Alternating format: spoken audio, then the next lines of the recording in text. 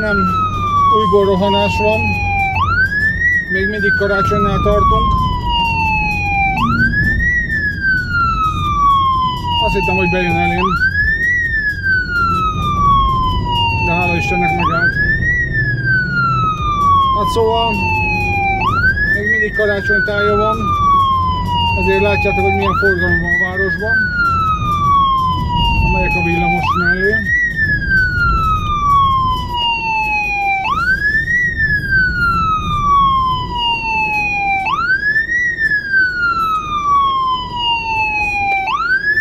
Látjátok, indexel jobbra, hogy ki tudom őt kerülni.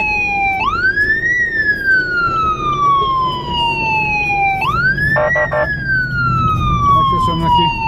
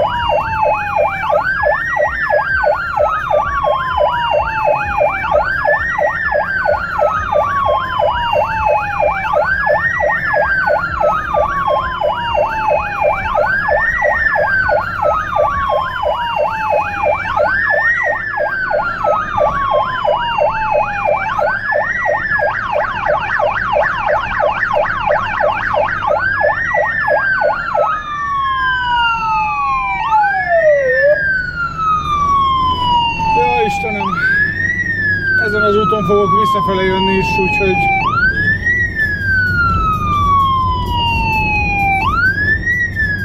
és majd éhen halok.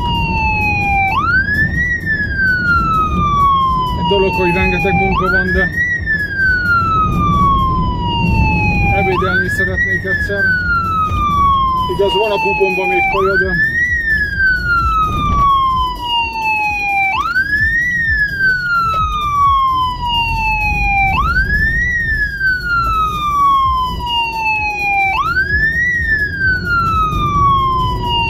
szép autója van.